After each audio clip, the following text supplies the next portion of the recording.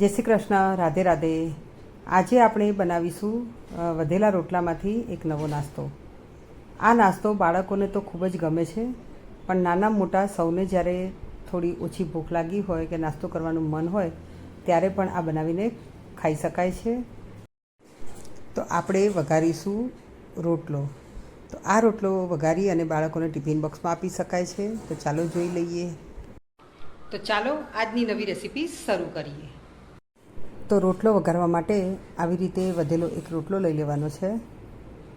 હવે એ રોટલાને આપણે મસળી દઈશું. તો આવી રીતે ટૂંક કરી અને એને હાથ વડે એકદમ બારીક એનો ભૂકો કરી દેવાનો છે, એટલે કે મસળી લેવાનું છે.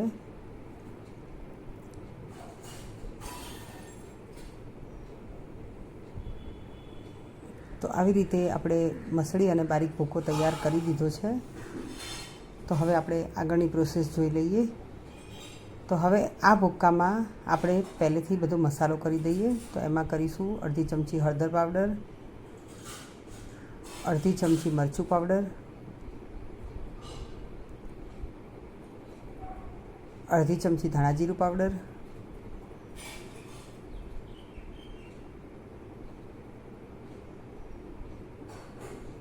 સ્વાદ અનુસાર મીઠું,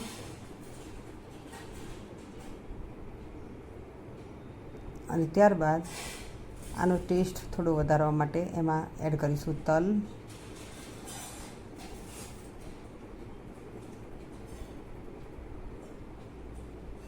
અને થોડી બુરું ખાંડ, એટલે કે દળેલી ખાંડ કરીશું.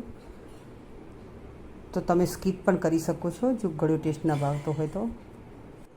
હવે આપણે ગેસ ઉપર એક વાસણ લઈ લેવાનું છે જેમાં વઘારવું છે તે.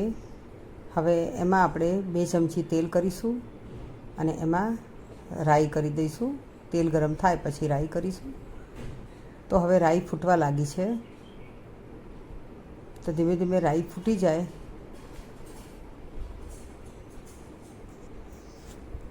પછી તેમાં એડ કરીશું જીરું.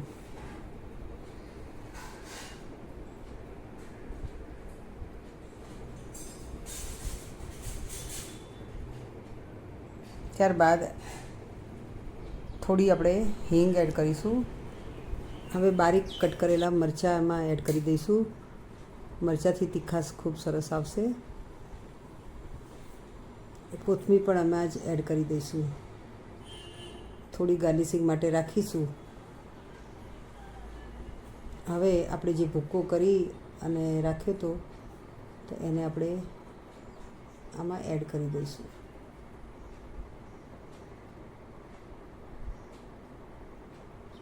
હવે આ રોટલાને બરાબર મિક્સ કરી લઈશું.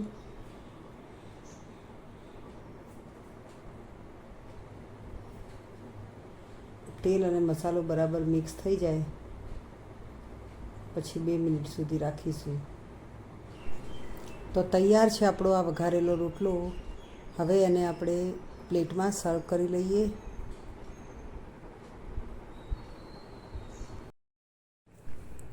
તો મિત્રો જોયું ને, એકદમ ઇઝી અને ક્વિક સામગ્રી છે.